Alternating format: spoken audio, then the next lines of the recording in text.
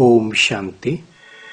सहज राजयोग की श्रृंखला में आज हम राजयोग के आधार एवं विधि, राजयोग के स्तंभ एवं नियम तथा राजयोग से होने वाली प्राप्तियों के विषय में विस्तृत चर्चा करेंगे। राजयोग का अर्थ होता है ऐसा योग जो सभी योगों से श्रेष्ठ है, जो सभी योगों का राजा है।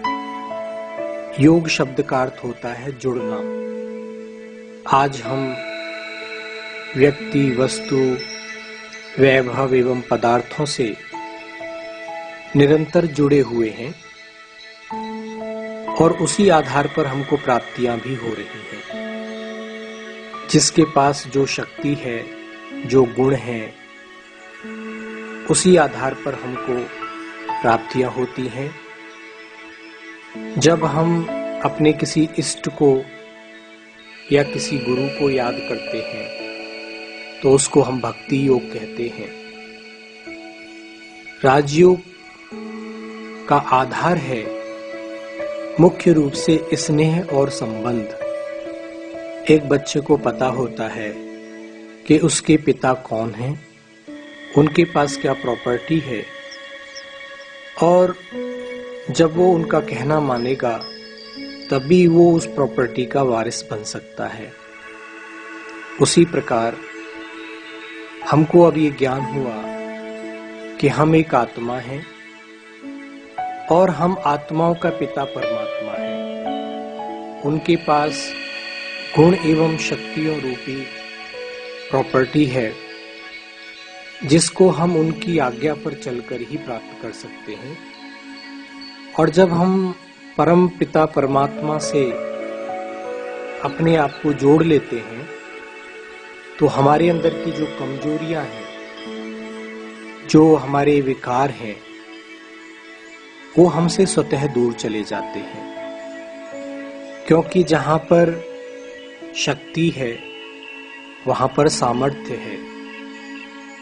इसलिए राजयोग का आधार यही है, राजयोग का विधि यही है कि देह सहित देह के जो भी संबंध हैं उन सभी से अनासक्त होकर जब हम अपने आत्म स्वरूप में टिकते हैं, ज्योति स्वरूप परमात्मा शिव पिता को स्नेह से, प्यार से सर्व संबंधी बनाकर याद करते हैं, वही सहज राजयोग। राजयोगी बनने के लिए जीवन में कुछ नियम एवं मर्यादाओं की अनिवार्यता है, जिसमें से एक है ब्रह्मचर्य की पालना। जिस मनुष्य का लक्ष्य जीवन को आनंदित और राजयोगी बनाने का है, वह कभी शारीरिक सुंदरता, भोग वासना में अपना जीवन नहीं बिता सकता। वह सदा आत्मा की सुंदरता को ही महत्व देता है। ब्रह्मचर्य अर्थात परमात्मा द्वारा बताए हुए आचरण को, ब्रह्म वाक्यों को, ब्रह्म आज्ञा को अपने जीवन में, आचरण में, प्रैक्टिकल रूप में लाना।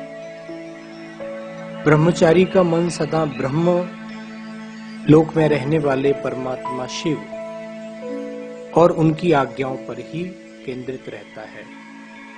वह आत्मिक प्रेम और आत्मिक सुख का आनंद लेता है। इसलिए उसकी निर्णय शक्ति, मानसिक संतुलन और कुशलता बढ़ती जाती है। दूसरा महत्वपूर्ण स्तंभ है शुद्ध अन्न, सात्विक आहार।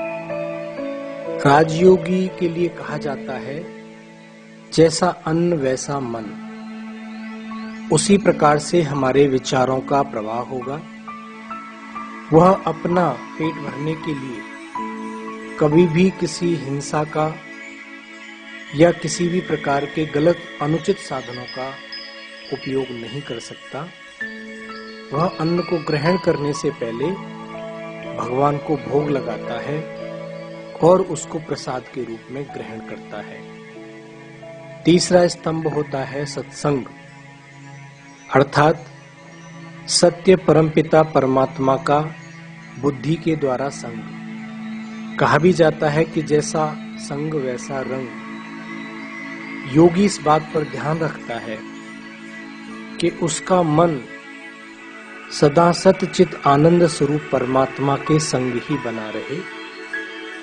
उसके लिए वो कोई भी अश्लील साहित्य या किसी भी प्रकार का व्यर्थ देखने सुनने में अपना समय नहीं गंवा सकता। चौथा स्तंभ है दिव्य गुणों की धारणा। जिस प्रकार अगरबत्ती पूरे घर को महका देती है, उसी प्रकार योगी अपनी आत्मिक